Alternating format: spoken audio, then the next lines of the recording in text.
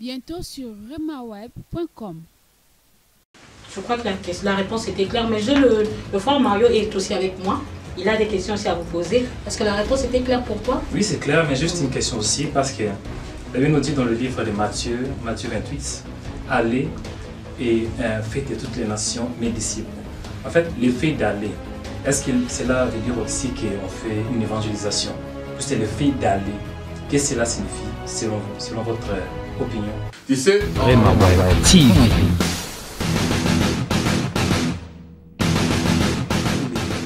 je vous l'ai dit. Quelque part, si j'ai bien compris ici, il dit aller, donc pour annoncer la bonne nouvelle. Ma question est ainsi. Est-ce que les femmes ont-ils droit d'apporter aussi la bonne nouvelle? Est-il permis à une femme d'évangéliser? Ici, nous voyons clairement que les deux maris ont évangélisé selon votre définition d'évangélisation. À vous la parole. Gloire soit rendue à Jésus. Je voulais juste éclaircir quelque chose qui est très important. Tu sais, lorsqu'on évangélise, c'est pas d'abord...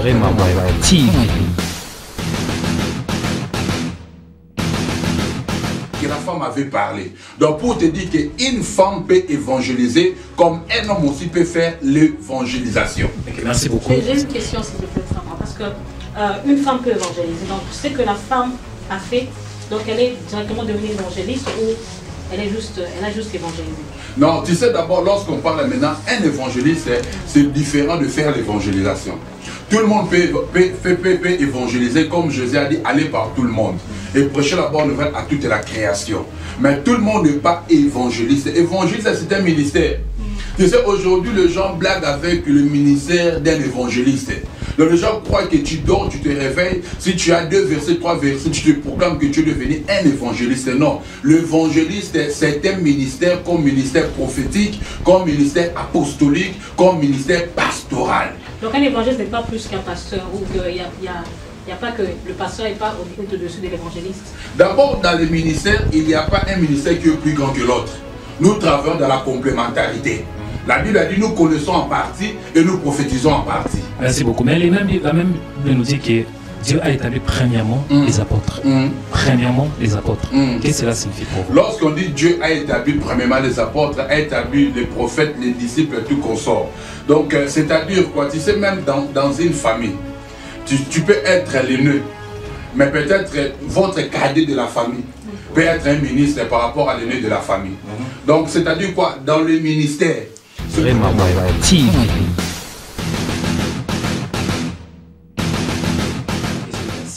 la Bible parle clairement à travers l'apôtre Paul en disant que Dieu ne permet pas à la femme de parler ni de prendre l'autorité sur l'homme.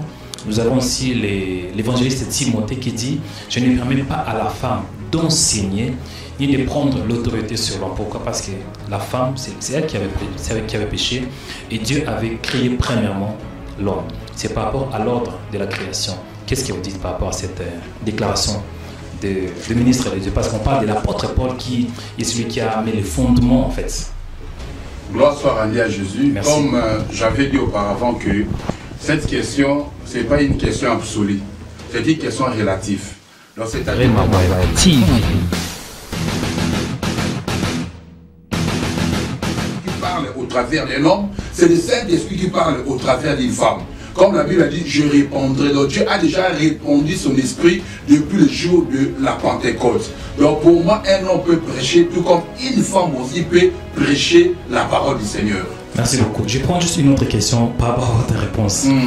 Dans les derniers jours, dit Dieu, je répondrai de mon esprit sur toute chair. Vos fils et vos filles prophétiseront. En fait, l'effet de prophétiser, ce n'est pas un ministère, c'est juste un don spirituel. Mais l'apôtre Paul parle d'enseigner. Cela signifie qu'il s'agit du ministère de l'autorité de la parole. Mais ce que vous avez dit, il s'agit des dons de Saint-Esprit. Tu sais, lorsqu'on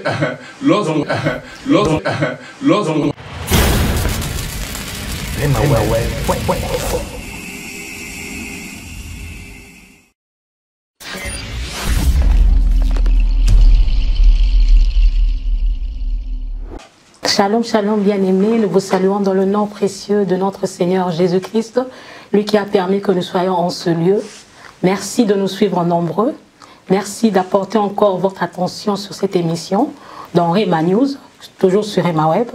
Moi, c'est la sœur Nadine que vous connaissez, celle qui vous porte dans mon cœur, celle qui vous aime encore. Aujourd'hui, nous avons un programme spécial. Ce programme, c'est une série des émissions que nous avons prévues pour notre télé Rema Web. Sur le plateau, j'ai des invités, j'ai 2 serviteurs de Dieu avec moi. Mais je veux laisser la place à mon frère qui est à côté de moi, qui va se présenter, parce que lui aussi, il a quelque chose à vous dire. Shalom, mon frère. Shalom, ma sœur. Merci beaucoup, peuple de Dieu. Je suis le frère Mario. Je vous bénis au nom précieux de notre Seigneur et Sauveur Jésus-Christ. Soyez connectés sur notre site www.rema.com et soyez les bienvenus dans notre émission Rema News qui parle d'actualité chrétienne. Aujourd'hui, je pense que Dieu va vous bénir à travers les ministres de Dieu que nous avons reçus ce soir. Merci beaucoup. Merci beaucoup parce que vous nous suivez. Sur le plateau, nous avons un ministre de Dieu que nous aimons, mais je voudrais qu'il se présente lui-même. Shalom. Shalom, ma sœur Nadine. Pouvez-vous vous présenter? Merci d'abord. Je dis un grand merci à Dieu. Comme la Bible dit, Dieu il est le maître du temps, il est le maître des circonstances. Je suis l'apôtre Nikens Kobange, le visionnaire ou le représentant légal de l'église Nouvelle-Jérusalem internationale.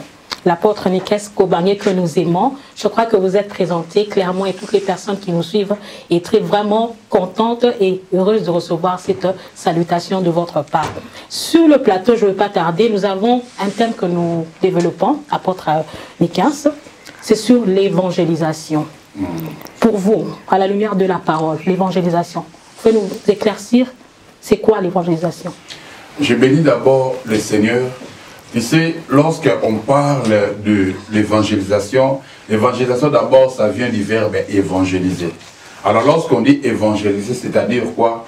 Témoigner Jésus, parler de Jésus, ce que Jésus a fait dans ta vie, ce que tu as expérimenté de la part du Seigneur, pendant que tu es en train de témoigner, donc à d'autres termes, tu es en train de faire ce qu'on dit l'évangélisation.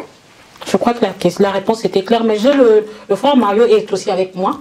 Il a des questions aussi à vous poser. Est-ce que la réponse était claire pour toi? Oui, c'est clair, mais juste une question aussi, parce que la Bible nous dit dans le livre de Matthieu 28, allez et faites toutes les nations mes disciples. En fait, l'effet d'aller, est-ce que cela veut dire aussi qu'on fait une évangélisation? Juste le fait d'aller, qu'est-ce que cela signifie selon vous, selon votre opinion? Merci pour la question. Tu sais, lorsque Jésus est en train de dire ces versets, il était à la fin de sa mission. Il est en train de donner la recommandation à ses disciples. Il a dit, allez par tout le monde et prêchez la bonne nouvelle à toute la création. Donc Jésus est en train de mandater, Jésus est en train d'envoyer les gens, d'y aller auprès d'autres personnes, de leur parler de ce qu'ils ont expérimenté pendant qu'ils étaient ensemble avec lui. Donc, à d'autres termes, je peux te dire que je suis tout à fait d'accord, oui et amen. Jésus est en train de recommander ses disciples d'aller faire l'évangélisation. Donc, à d'autres termes, je peux dire, c'est de dépeupler l'enfer pour peupler le royaume des cieux. Amen. Quelle est l'importance alors de l'évangélisation aujourd'hui? Aujourd'hui, tu sais, lorsqu'on dit l'importance de l'évangélisation, je voulais tout simplement te ramener d'abord à la lumière de la parole. Tu sais, la Bible est en train de nous dire quelque chose que j'aime beaucoup. Il y a de la joie lorsqu'une personne se répand. Il n'y a pas de la joie lorsqu'un aveugle voit. Il n'y a pas de la joie lorsqu'un paralytique jette ses béquilles, mais il y a de la joie lorsqu'une personne arrive à recevoir Jésus et à accepter Jésus comme son Seigneur et comme son Sauveur. Donc lorsqu'on dit l'importance de l'évangélisation, son importance, c'est-à-dire quoi? Nous sommes enterrés de dépeupler l'enfer et de peupler le royaume des cieux. Donc de ramener les gens vers ce qu'on dit la vie éternelle. Donc je peux le soutenir par ce verset de Jean 3,16. Comme Jésus a dit, la Bible a dit, car Dieu a tant aimé le monde, il a donné Jésus. En fait, quiconque croit à lui ne périsse point, mais qu'il ait la vie éternelle. Donc lorsque nous sommes en train d'évangéliser, nous sommes en train d'amener les gens, d'atteindre et d'expérimenter ce que Jésus nous a légué, comme la promesse, la vie éternelle. Amen. Merci beaucoup, apôtre. J'ai une autre question, à la lumière de la parole, parce que moi je me base dans la Bible. Vous avez dit une chose qui était très bonne, en disant que évangéliser signifie annoncer la bonne nouvelle de Jésus. Je vais lire dans Matthieu 28, à partir de 1 jusqu'à 8. Matthieu 28, 1 jusqu'à 8. Après les sabbats, à l'aube du premier jour de la semaine, Marie de Magdala et l'autre Marie allèrent voir les sépulcres. Et voici, il y eut un tremblement de terre, car un ange du Seigneur descendu du ciel, vint rouler la pierre et s'est assis dessus. Son aspect était comme l'éclair et son vêtement blanc comme la neige. Les gardes tremblèrent de peur et devinrent comme morts. Mais l'ange prit la parole et dit aux femmes, « Pour vous, ne craignez pas, car je sais que vous cherchez Jésus qui a été crucifié. Il n'est point ici, il est ressuscité, comme il avait dit. Venez voir les lieux où il était couché et allez promptement dire à ses disciples qu'il est ressuscité des morts. Et voici, il vous précède en Galilée. C'est là que vous les verrez. Je vous l'ai dit. » Quelque part, si j'ai bien compris ici, il dit allez, donc pour annoncer la bonne nouvelle. Ma question est ainsi. Est-il permis à une femme d'évangéliser? Ici, nous voyons clairement que les deux maris ont évangélisé selon votre définition d'évangélisation. À vous la parole. Gloire soit rendue à Jésus. Je voulais juste éclaircir quelque chose qui est très important. Tu sais, lorsqu'on évangélise, ce n'est pas d'abord un homme qui parle ou bien une femme qui parle, mais c'est le Saint-Esprit qui parle au travers d'un homme, c'est le Saint-Esprit qui parle au travers d'une femme. Comme la Bible a dit, c'est poussé par le Saint-Esprit que les gens, les hommes, les femmes ont parlé de la part de Jésus. Donc, je voulais juste appuyer ça dans le livre de Jean 4, si une femme peut évangéliser ou pas. Livre de Jean 4 dans l'histoire de la femme samaritaine. À partir du verset 39, je lis rapidement la parole au nom de Jésus. Amen. Jean 4, s'il vous plaît, je vais juste vérifier que nous... Jean 4 combien? Jean 4, 39. Amen. La Bible a dit, plusieurs Samaritains de cette ville crient en Jésus. À cause de cette déclaration formelle de la femme, il m'a dit tout ce que je fais. Donc la Bible est claire. La Bible n'a pas dit une partie, mais la Bible nous a dit que dans cette ville, toute la ville qui était à Samaritaine, ils ont crié en Jésus à cause de la déclaration de la femme. Donc la femme a parlé ce qu'elle a expérimenté de la part du Seigneur. La femme a parlé ce qu'elle a vécu de la part du Seigneur. Donc lorsqu'elle est partie, elle a fait l'évangélisation, elle a témoigné ce que Dieu a fait dans sa vie. Et la Bible a dit, toute la ville ont crié à cause de la déclaration formelle que la femme avait parlé. Donc pour te dire qu'une femme peut évangéliser comme un homme aussi peut faire l'évangélisation. Okay, merci beaucoup. J'ai une question s'il te plaît, frère, parce que une femme peut évangéliser. Donc c'est que la femme a fait, donc elle est directement devenue évangéliste ou elle a juste évangélisé? Non, tu sais d'abord, lorsqu'on parle maintenant, un évangéliste, c'est différent de faire l'évangélisation. Tout le monde peut évangéliser, comme Jésus a dit, aller par tout le monde et prêcher la bonne nouvelle à toute la création. Mais tout le monde n'est pas évangéliste. Évangéliste, c'est un ministère. Tu sais, aujourd'hui, les gens blaguent avec le ministère d'un évangéliste. Donc les gens croient que tu dors, tu te réveilles, si tu as 2 versets, 3 versets, tu te proclames que tu es devenu un évangéliste. Non, l'évangéliste, c'est un ministère comme ministère prophétique, comme ministère apostolique, comme ministère pastoral. Donc un évangéliste n'est pas plus qu'un pasteur ou qu'il n'y a pas que le pasteur n'est pas au-dessus de l'évangéliste. D'abord, dans les ministères, il n'y a pas un ministère qui est plus grand que l'autre. Nous travaillons dans la complémentarité. La Bible a dit, nous connaissons en partie et nous prophétisons en partie. Merci beaucoup. Mais la même Bible nous dit que Dieu a établi premièrement les apôtres. Premièrement les apôtres. Qu'est-ce que cela signifie pour vous? Lorsqu'on dit Dieu a établi premièrement les apôtres, a établi les prophètes, les disciples, tout consort. Donc, c'est-à-dire quoi? Tu sais, même dans une famille, tu peux être l'aîné. Mais peut-être votre cadet de la famille peut être un ministre par rapport à l'aîné de la famille. Donc, c'est-à-dire quoi? Dans le ministère, celui qui est le plus grand, c'est Jésus-Christ de Nazareth.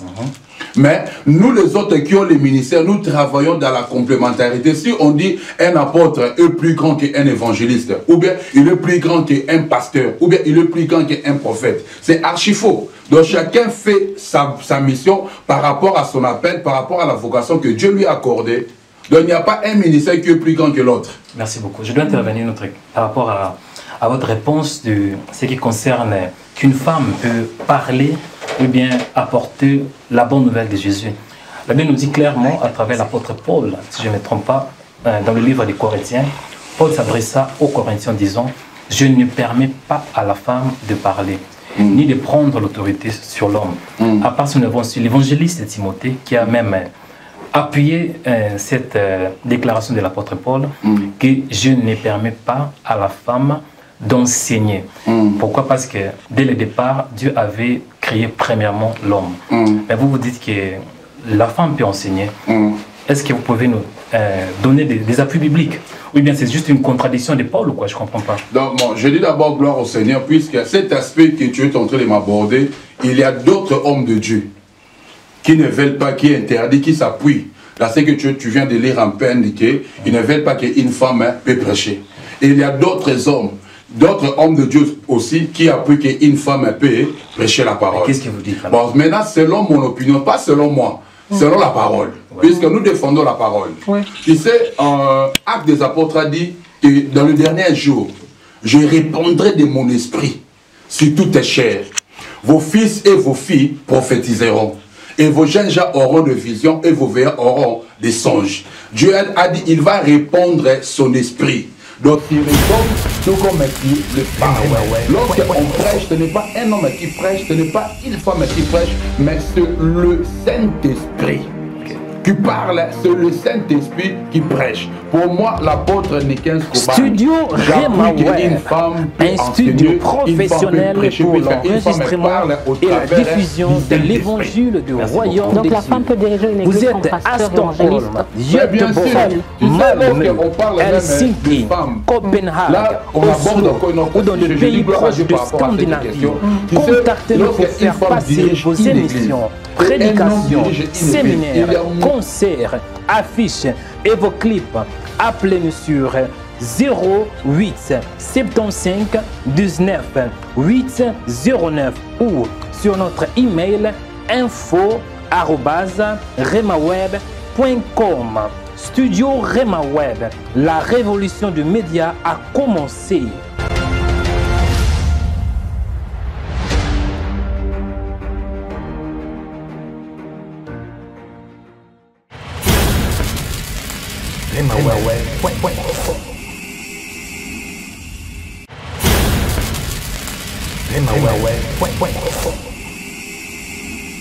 Et oui, la régie, merci. Après notre moment où nous avons fait passer une petite pub, nous revenons sur notre programme sur l'évangélisation. Le frère Mario devait poser une question, alors je veux lui donner la parole. À vous la parole. Merci beaucoup. J'ai une question par rapport à votre réponse, parce que vous avez dit qu'une femme peut évangéliser, une femme peut parler de la part du Seigneur, une femme peut en fait apporter la bonne nouvelle. Ma question est ainsi. La Bible nous parle clairement à travers l'apôtre Paul en disant que je ne permets pas à la femme de parler, ni de prendre l'autorité sur l'homme. Nous avons aussi l'évangéliste Timothée qui dit « Je ne permets pas à la femme d'enseigner, ni de prendre l'autorité sur l'homme. » Pourquoi? Parce que la femme, c'est elle qui avait péché, et Dieu avait créé premièrement l'homme. C'est par rapport à l'ordre de la création. Qu'est-ce que vous dites par rapport à cette déclaration de ministre de Dieu? Parce qu'on parle de l'apôtre Paul qui est celui qui a mis les fondements en fait.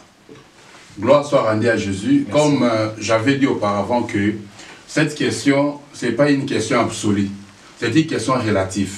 Donc c'est-à-dire quoi? La question qui est absolue, si tu as Jésus, tu as la vie. Si tu n'as pas Jésus, tu n'as pas la vie. Donc si tu n'as pas Jésus, tu ne peux pas bénéficier de la vie éternelle. Mais la question là que tu viens de poser, c'est une question relative. Puis il y a d'autres personnes qui disent que pour que Dieu atteigne la prière d'une femme, il faut qu'il puisse mettre des foulards sur sa tête. Donc ce sont des questions qui sont un peu relatives. Je voulais tout simplement te répondre à la lumière de la parole. Dans le livre des Actes des Apôtres, Actes des Apôtres 2, à partir du verset 17. Je lis rapidement la parole au nom de Jésus. Amen. La Bible dit, dans les derniers jours, dit Dieu, je répandrai de mon esprit sur toute chair. Vos fils et vos filles prophétiseront. Vos jeunes gens auront des visions et vos veilleurs auront des songes. Oui, sur mes serviteurs et sur mes servantes. Dans ces jours-là, je répandrai de mon esprit et ils prophétiseront. Amen. Amen. Dans la Bible, il est clair que dans les derniers jours, nous sommes dans les derniers jours. Ceux qui ont dit que le temps du soir, la dispensation de l'esprit, le temps de la grâce, nous sommes dans les derniers jours où Dieu est en train de répandre son esprit sur les hommes, tout comme sur les femmes. Lorsqu'on prêche, lorsqu'on parle, il faut d'abord comprendre que ce n'est pas un homme qui parle ou ce n'est pas une femme qui parle. C'est le Saint-Esprit qui parle au travers d'un homme, c'est le Saint-Esprit qui parle au travers d'une femme. Comme la Bible a dit, je répondrai. Donc Dieu a déjà répandu son esprit depuis le jour de la Pentecôte. Donc pour moi, un homme peut prêcher, tout comme une femme aussi peut prêcher la parole du Seigneur. Merci beaucoup. Je prends juste une autre question par rapport à votre réponse. Dans les derniers jours, dit Dieu, je répondrai de mon esprit sur toute chair. Vos fils et vos filles prophétiseront. En fait, l'effet de prophétiser, ce n'est pas un ministère, c'est juste un don spirituel. Mais l'apôtre Paul parle d'enseigner. Cela signifie qu'il s'agit du ministère de l'autorité de la parole. Mais ce que vous avez dit, il s'agit des dons de Saint-Esprit. Tu sais, donc différencier un peu. L'apôtre Paul est dans une confusion, eh bien je ne comprends pas. D'abord, lorsqu'on dit prophétiser, prophétiser c'est-à-dire quoi? C'est-à-dire parler de la part du Seigneur. Donc c'est un don, on parle d'un don. Donc là maintenant, on parle d'autre chose. Okay. Il y a un don de la prophétie, aussi il y a un ministère prophétique. Donc si je prophétise, cela ne veut pas dire automatiquement que je suis un prophète. Non, non, non, non. Tu peux prophétiser, mais tu as aussi un ministère prophétique. Mais tu peux prophétiser, mais tu as seulement ce qu'on dit, le don de la prophétie, tout comme le don de la parole de connaissance, tout comme le don de la révélation. Je voulais vraiment insister dans ce point-là que tu viens de dire, qu'une femme ou bien un homme ne peut pas prêcher la parole. Puisque c'est un débat où jusqu'à la preuve du contraire, il y a d'autres hommes de Dieu qui croient à ça, il y a d'autres hommes de Dieu qui ne croient pas à ça. Comme moi, l'apôtre Nikel, je crois qu'une femme dans mon église peut prêcher la parole, peut enseigner la parole. Pourquoi? Puisque la femme parle au travers du Saint-Esprit. Le Saint-Esprit n'est pas un homme, le Saint-Esprit n'est pas une femme, mais le Saint-Esprit est Dieu. Le Saint-Esprit n'a pas aussi de sexe. Amen. Donc en fait, une femme peut aussi être un évangéliste. Une femme aussi peut avoir le ministère en elle. Elle peut être un apôtre, elle peut être un prophète, puisque celui qui donne le ministère n'est pas un homme. Mais celui qui donne le ministère, c'est Dieu lui-même au travers de sa souveraineté. Comme la Bible a dit, il fait la grâce à qui il veut. Amen. Donc une femme, en fait, bon, moi pourquoi je me pose des questions? Parce que je me base sur la Bible. Nulle part j'ai vu une femme qui est évangéliste. Nulle part dans la Bible j'ai vu une femme qui est pasteur. Nulle part dans la Bible, j'ai vu une femme qui est apôtre ou docteur. Mais ce que vous dites, bon, une femme peut être évangéliste, c'est bien. Mais vous vous basez sur quoi en fait? Tu sais d'abord l'acte du Saint-Esprit. Lorsqu'on dit l'acte du Saint-Esprit, tu lis l'acte des apôtres. À la fin, l'acte n'a pas encore terminé. Donc jusqu'aujourd'hui, le Saint-Esprit continue à travailler. Donc on ne peut pas limiter Dieu. On ne peut pas bloquer Dieu par rapport à quelque chose. Puisque lorsque l'apôtre disait ça, il faut d'abord comprendre le contexte. Puisque dans l'église de Corinthe, les femmes faisaient tellement de bruit. Il a bien dit, comme dans toutes les églises. Écoute d'abord, si tu lis l'église de Galates, il n'y a pas cette verset. Si tu lis l'église d'Éphèse, il n'y a pas cette verset. Donc nous devons rejeter l'épître aux Corinthiens. Tu sais, lorsque Paul a dit ceci, Paul, dans l'église de Corinthiens d'abord, c'était une église où il y avait beaucoup de problèmes. Il avait même le problème des dons spirituels, le don de parler la langue, le don d'interpréter. Il avait un homme qui couchait avec la femme de son père. C'était une église qui était remplie de problèmes. C'est pourquoi l'apôtre Paul était un peu rigoureux pour mettre un peu de l'ordre dans cette église-là. Mais aujourd'hui, nous sommes dans les derniers temps où le Saint-Esprit est en train de travailler. Comme je dis dans le livre des Actes des Apôtres, le Saint-Esprit continue à travailler. Donc il y a même des choses qui se passent aujourd'hui, plus que même les temps des apôtres. Amen. Pourquoi? Puisque je suis en train de te le dire que c'est le Saint-Esprit qui parle. C'est le Saint-Esprit qui prêche, c'est le Saint-Esprit qui enseigne. Il peut le faire au travers d'un homme et il peut le faire aussi au travers d'une femme. Merci beaucoup. Ce que l'apôtre dit, je pense que ça n'engage que lui.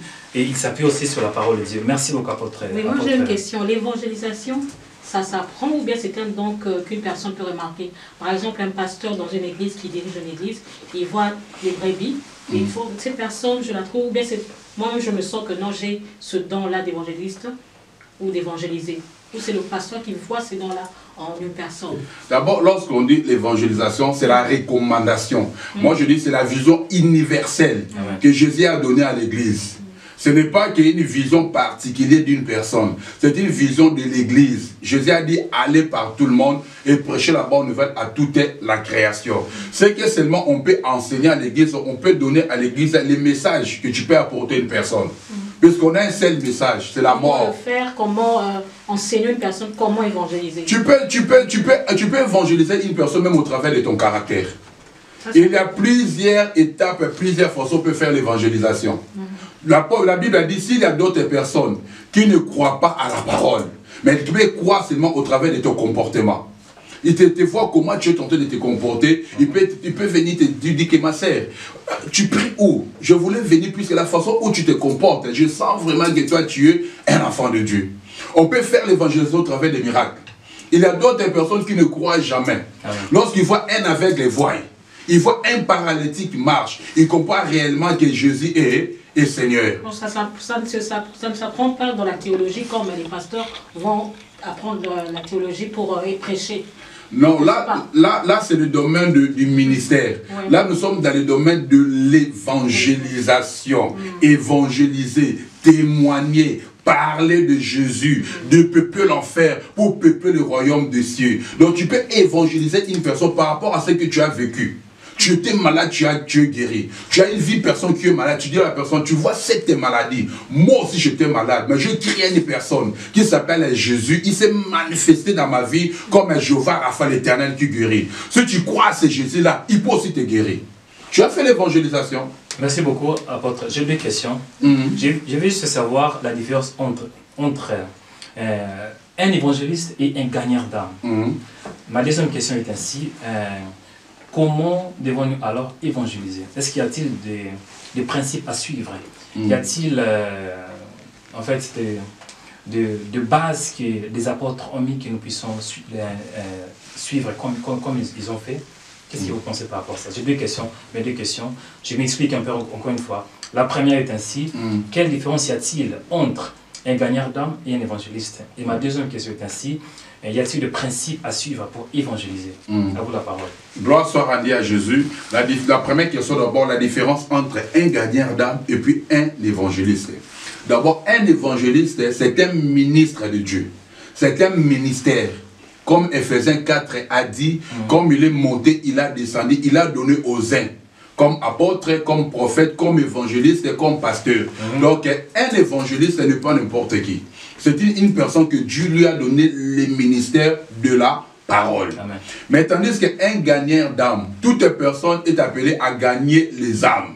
Toute l'église, nous sommes des gagnants d'âme. Un gagnant d'âme, c'est la personne qui parle de la part de Jésus pour de peupler l'enfer et peupler le royaume des cieux. Pour amener une personne à accepter Jésus, à croire à Jésus, à croire de l'œuvre salvatrice de la croix de Golgotha. Lors Jésus avait dit, Eloi, Eloi, lama de sabachthani, mon Dieu, pourquoi m'as-tu abandonné? Et à la fin, il a dit, tout est accompli. Donc, un gagnant d'âme, c'est une personne qui amène la personne à comprendre l'œuvre salvatrice de la croix de Golgotha. Ok, merci beaucoup. Toute personne, tout enfant des yeux est appelé à gagner des âmes. Amen. Merci beaucoup. J'ai une autre question. Quels sont les obstacles de l'évangélisation, particulièrement ici en Europe?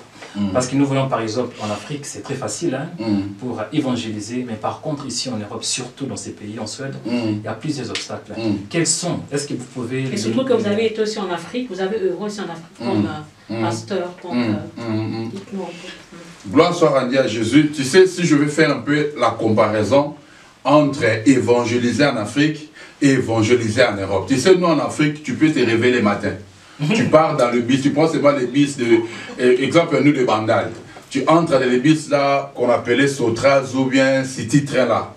Tu peux entrer dans les bus, tu ouvres ta Bible. Tu commences à parler de Jésus. Tellement les gens aiment la parole, tellement les gens aiment le Seigneur, il y aura des gens qui doivent accepter le Seigneur comme leur Seigneur et leur Sauveur dans les bus tout comme dans les marchés. Mais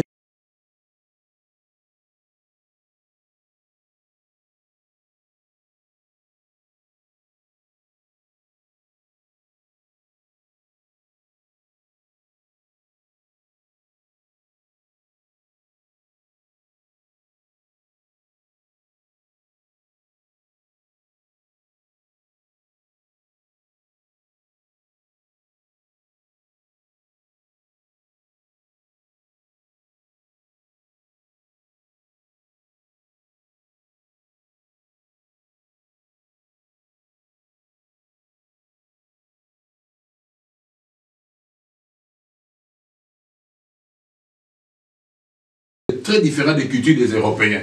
Les Européens, pour inviter les gens, ils partent dans des boîtes aux lettres. Ils déposent des invitations à tout le monde. Mais tandis que nous, en Afrique, tu peux seulement faire tes banderoles, aller dehors, crier et donner l'adresse. Les gens te suivront. Donc, pour te dire qu'en Europe, c'est tout à fait différent de faire l'évangélisation par rapport en Afrique, par rapport au climat, par rapport aux cultures, par rapport au comportement et puis par rapport au lieu. Ok, merci beaucoup. Mais comment on a les surmonter? Comment peut-on nous surmonter, par exemple, le climat qui fait froid? Est-ce qu'il y a-t-il une autre manière d'évangéliser? Cela ne veut pas dire que parce qu'il fait froid, nous allons rester à la maison quand même. Comment alors surmonter ces problèmes que vous avez mentionnés? Gloire soit rendue à Jésus. Tu sais, Paul, oh gloire à Jésus. Paul est en train de dire, chez le juif, j'étais comme juif. Chez les Grecs, j'étais comme grec. Il a dit, je fais de tout mon mieux pour gagner quelques-uns. Donc, apôtre Paul, il s'adaptait dans le milieu où il venait. Donc, dans chaque milieu, lorsqu'il arrive, il cherchait à s'adapter pour au moins gagner quelques-uns dans le Seigneur. Donc, pour évangéliser en Europe, d'abord, tu dois étudier le terrain. Et tu dois maintenant s'adapter dans ce terrain-là. Comment les gens fonctionnent, comment les gens raisonnent. Puisque en Afrique, tu peux aborder une personne facilement. Mais tandis que, exemple, nous, en Suède, si tu veux aborder une personne dans la rue, il va te voir, mais cet homme, qu'est-ce qu'il veut? Il veut chercher un problème avec moi, comment? Mais lorsque tu arrives d'abord à s'adapter du terrain, tu auras la facilité de parler de ces gens-là, ton Jésus. Et deuxième chose, tu dois maintenant être un homme de la prière. Puisque la prière brise toutes les choses. Puisque lorsque tu pries, Dieu est capable de t'ouvrir beaucoup de chemins. Et Dieu est capable de t'ouvrir d'autres portes. Alors tu ne peux pas arriver, mais la prière peut te faire arriver. Donc d'abord, c'est étudier le terrain, étudier les cultures et prier beaucoup, en fait que le Saint-Esprit te rende capable de parler de la part de Jésus partout où tu peux te retrouver. Merci beaucoup, merci apôtre Nikens. Donc en fait, il faut premièrement s'adapter bien, s'intégrer, on parle de l'intégration. C'est ça. Ouais, et puis deuxièmement, il faut prier parce que c'est important pour un ministre de Dieu, pour prier, c'est vraiment important. J'ai une autre question, apôtre, parce que lorsque nous voyons dans la Bible, dans l'Ancienne Alliance, nous voyons le prophète Isaïe qui dit un fils nous est né, il prophétise sur le Messie, un fils nous est né, la domination se reposera sur son épaule, on l'appellera admirable, Emmanuel, jusqu'à là, il a continué un peu. Ma question est ainsi, est-ce que le fait qu'il a parlé du Seigneur, il a fait aussi l'évangélisation? C'est quoi en fait ce qu'il a fait? Il a juste annoncé, ou bien c'est quoi? Il a prophétisé, mais il a évangélisé. Tu sais, d'abord, tous les prophètes de l'Ancienne Alliance, ils ont parlé de Jésus. Donc, c'est qu'ils ont évangélisé. Ils ont déjà parlé de Jésus, ils ont témoigné, puisque Ésaïe, dans le contexte biblique là que tu viens de lire dans le livre d'Ésaïe, il était en train de parler, de prophétiser sur la naissance de Jésus et comment Jésus doit régner dans sa gloire. Il a dit, un fils nous est donné, on lui appellera Emmanuel. La domination reposera sur son épaule. Donc il est en train de témoigner ce que Jésus sera, ce que Jésus deviendra. Donc à d'autres termes, il est en train de faire voir aux gens, si vous allez croire à ce fils-là, toute domination doit reposer sur son épaule. La gloire doit reposer sur nos épaules. Donc je voulais tout simplement te dire que et le prophète Isaïe, il était en train de témoigner, d'évangéliser et de parler de la part du Seigneur. Je vais encore appuyer. Il y a un homme dans la Bible qui s'appelle Siméon. La Bible dit Siméon, il était divinement averti par le Saint-Esprit qu'il ne doit pas mourir. Avant qu'il meure, il doit d'abord voir le Messie. La Bible, malgré il était avancé en âge. Mais Siméon, il était là, il attendait. Lorsqu'il a vu Jésus, il a soulevé Jésus et il a parlé du Seigneur. Aujourd'hui, nous parlons de Siméon. Pourquoi le Siméon, s'il avait témoigné, il avait prophétisé, il avait parlé de la naissance de Christ. Ok, en fait, ce que le prophète a fait, il a évangélisé. Amen. Mais quelle différence y a-t-il entre la prophétie et l'évangélisation? Je ne comprends pas. Nuancez un peu. Donc, le fait qu'il a prophétisé, c'est qu'il a évangélisé. Tu sais, lorsqu'on parle d'abord de la différence, tu sais, le domaine de la prophétie, c'est un domaine qui est un peu délicat. Mais je vais essayer un peu d'y aller avec toi, te met. C'est quoi la prophétie et c'est quoi l'évangélisme? C'est quoi la prophétie en fait, pour comprendre cette différence? D'abord, il y a la prophétie et il y a le ministère prophétique. Une personne peut avoir le don de la prophétie, mais n'a pas un ministère étant que prophète du Seigneur. Alors lorsqu'une personne est en train de prophétiser, il est en train de prédire des choses qui vont arriver, des choses qui doivent s'accomplir, des choses qui doivent se concrétiser. Et la Bible dit même dans le livre des Deutéronomes, on reconnaît un prophète lorsqu'on voit l'accomplissement de ce qu'il avait parlé. En fait, un marabout peut aussi prédire. Un marabout peut aussi prédire qu'il est un prophète ou quoi. Tu sais, un sorcier peut aussi prédire. Un sorcier peut prédire, un marabout peut prédire, mais dans la prophétie qui vient de la part du Seigneur, il faut qu'une personne soit élevée, ce qui s'appelle Jésus-Christ de Nazareth. Je te donne l'exemple de Paul, lorsqu'il est en train de faire la différence entre le don de parler à langue et le don de prophétie. Paul a dit, celui qui parle à langue ne parle pas aux hommes, car personne ne le comprend, mais c'est un esprit qui dit le ministère. Mais tandis que celui qui prophétise exhorte, édifie et console. Une prophétie qui vient de la part du Seigneur, c'est une prophétie qui est là pour édifier, pour exhorter ou pour consoler. Mais tandis qu'il y a une prophétie qui vient de la part du diable, comme tu as dit, les marabouts et les sorciers prédisent. Lorsque les marabouts et les sorciers sont en train de prédire, tu sais, les sorciers, lorsqu'ils donnent la prophétie, c'est pour diviser les gens. Il peut dire, exemple, je donne un exemple à la sœur Nadine, que la maladie que tu es en train de souffrir, c'est ton père qui est derrière cette maladie-là. Et cette prophétie-là est en train de consoler, mais est en train de diviser. C'est divisé, mais une prophétie qui vient de la part de Jésus. Même si ça te fait mal, mais ça ne doit jamais diviser, ça ne doit jamais amener de compréhension, mais ça doit au moins consoler et bâtir, amener l'amour, l'harmonie et la stabilité dans la famille, dans l'église, tout comme dans la société. Merci beaucoup, merci beaucoup. Non, je n'ai pas terminé ma réponse. C'est lorsque je parle de la part de Jésus, donc il y a des choses qui montent toujours. Tandis que faire l'évangélisation, évangéliser, c'est-à-dire que tu es en train de parler de Jésus, de témoigner du Seigneur. Tu es en train de faire voir aux gens qu'il y a un Jésus qui est sauveur. Si tu crois à ce Jésus-là, tu l'acceptes comme ton Seigneur et comme ton sauveur, la vie éternelle est assurée dans ta vie. Merci beaucoup. Amen. Moi, j'avais une question. Un évangéliste peut diriger seul une église ou bien il peut avoir plusieurs dons? Bon, lorsqu'on dit d'abord un évangéliste, c'est un ministre. C'est un ministre de la parole. Comme un pasteur, comme un prophète, comme un apôtre, c'est un ministre de la parole. Il peut avoir le ministère de la parole. Dieu lui a donné aussi le don de diriger une église. Donc pour te dire qu'un évangéliste peut aussi diriger l'église, tout comme un pasteur, tout comme un apôtre, tout comme un prophète. Donc tu sais que l'église n'est pas seulement dirigée à un pasteur. Comme les gens croient que l'église doit seulement être dirigée à un pasteur. Non, archi faux. L'église peut être dirigée à un évangéliste, l'église peut être dirigée à un prophète si Dieu lui a donné le don de diriger, tout comme le don d'orienter. Donc un évangéliste a aussi cette facilité d'être berger d'une église, avoir des brebis où il enseigne, où il peut donc leur donner tout ce qu'il peut comme un pasteur. D'abord, ce que je vais te faire comprendre, l'église est dirigée par la parole.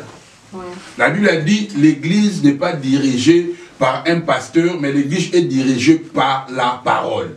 Maintenant, un évangéliste, il est le ministre de la parole. Donc, il défend la parole, il oriente par la parole, il bénit par la parole et il console par la parole. Donc, un évangéliste, c'est comme il est un ministre de Dieu, il peut diriger une église au travers de la parole. En tout cas, merci beaucoup, apôtre Lucas. Nous tendons vraiment vers la fin de notre programme. Je voudrais savoir une conclusion sur ce que nous avons parlé. Donc, quelque chose que les personnes qui peuvent retenir sur l'évangélisation. Donc, comment peut-on évangéliser et les obstacles, comment surmonter les obstacles. Juste une récapitulation sur ce que vous avez dit. Merci, ma sœur. Je dis d'abord gloire au Seigneur pour la grâce et l'opportunité qu'il nous a accordée. Je voulais parler à tout le monde, peu importe là où tu te retrouves.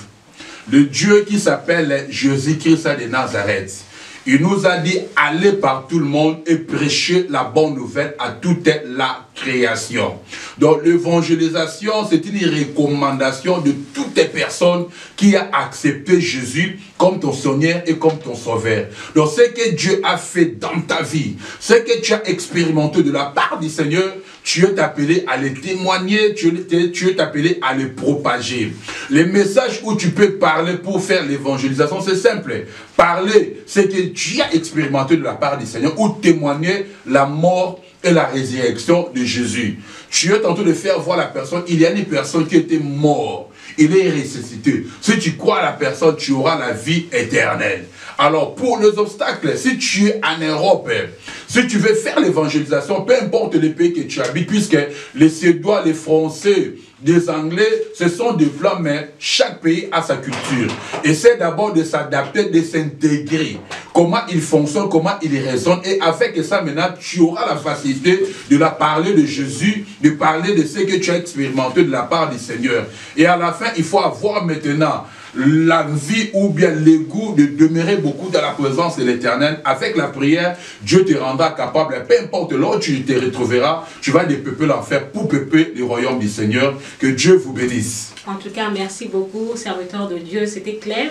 Je pense que, je ne sais pas si le frère Mario a un message. Non, merci beaucoup, merci beaucoup. Moi, je pense que c'est une grâce de recevoir l'apôtre Nikens sur notre plateau. Que mon Dieu vous bénisse abondamment. Amen. Que Dieu qui est le pourvoyeur de tous nos besoins, pourvoie à tous vos besoins. Amen. Je pense quand même, vous pouvez quand même prier pour Emaweb, parce que c'est la première fois que nous puissions vous recevoir. Ou bien, bon, on vous a reçu à plusieurs fois, mais dans cet espace, cet studio, donc je pense que c'est la première fois. Juste prier un peu, bénir Emaweb, déclarer des belles paroles, parce que moi je crois que ce que tu vas dire, Dieu va accomplir. Et bénir toutes ces personnes qui nous suivent aussi, donc ils ont besoin de cette bénédiction. Merci beaucoup. Merci d'abord, avant que je puisse faire la prière de clôture, je remercie le Seigneur, je remercie Chantre de l'Éternel, notre maman Nadine, pour la grâce que Dieu a mis à elle. Elle a pris sa grâce, elle a mis au service de l'Éternel. Tout ce que tu fais pour Dieu, il y a toujours une récompense, dans les siècles présents, tout comme dans les siècles à venir. Et que le bon Dieu bénisse aussi les visionnaires, l'homme de Dieu Mario. C'est un enfant que j'aime beaucoup, il a vraiment une grâce particulière. Donc lui, il peut évangéliser même par son comportement. Tu le vois et tu aimes Jésus. C'est vraiment l'évangéliste. Je t'ai dit. Ou un gagnant d'âme. Donc lui, son comportement peut t'amener à aimer le Seigneur. Amen. Que Dieu te bénisse. Il y a aussi ceux qu'on dit les euros dans l'ombre. On ne les voit pas, mais ils sont en train de travailler. Que Dieu bénisse Jancy. Que Dieu bénisse l'épouse ou la femme de notre frère Mario. Que Dieu te bénisse, maman. Je vais maintenant prier pour tout le monde qui sont connectés. Tu te mets ta main sur ta poitrine. Je sais que ce que je vais parler ce soir, Dieu va l'exaucer pour sa gloire. Nous allons prier. Père de gloire, au nom de Jésus, tu m'as envoyé pour annoncer la bonne nouvelle. Tu m'as envoyé pour guérir ceux qui ont le cœur brisé, aux prisonniers la liberté, aux aveugles les recouvrements de vie, pour renvoyer libre les opprimés et proclamer une année de grâce de ta part. Le Dieu de l'Exode de 3-4, par le nom puissant de Jésus, tu m'as dit, ce que je bénirai, toi aussi tu le béniras.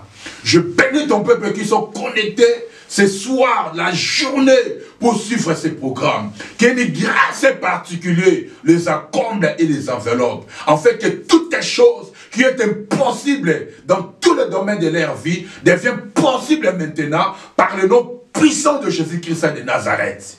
Je prie pour les Emaweb, que le ciel soit déchiré, que la pluie de l'arrière-saison commence à pleuvoir, commence à pleuvoir, commence à pleuvoir, de maintenant et à jamais. Je lève le standard de la croix, comme la Bible me dit, en toutes choses. Nous sommes plus que vainqueurs. Par toi, c'est le Jésus qui nous a aimés. Que la victoire de la croix accomble et enveloppe cette œuvre de maintenant et à jamais, par le nom puissant et glorieux de Jésus, ainsi prié par la foi. Amen. Amen, amen, amen. Merci de nous suivre. Merci pour votre attention. Nous vous aimons. Nous pensons que cette émission, ce programme vous a béni aussi. Que la grâce, la paix du Saint-Esprit du Seigneur, Jésus-Christ, notre Sauveur, vous accompagne. C'était dans Rema News. Nous avons reçu l'apôtre Nikens et nous étions avec le frère Mario Onikanda et moi, la sœur Nadine Outambwe qui vous aime et qui vous bénit. Que la paix de Dieu vous accompagne partout où vous nous suivez. Merci. À la prochaine.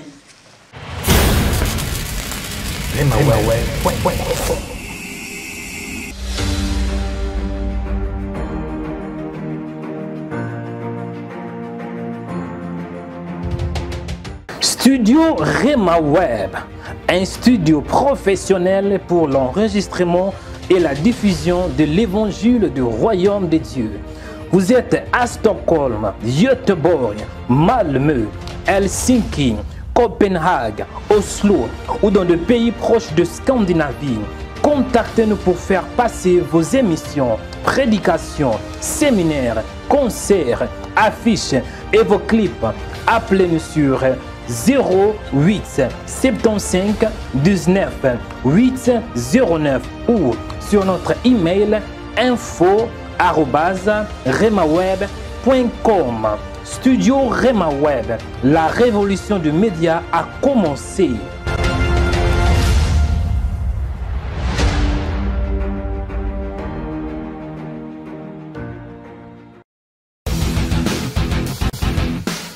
Rema Web TV.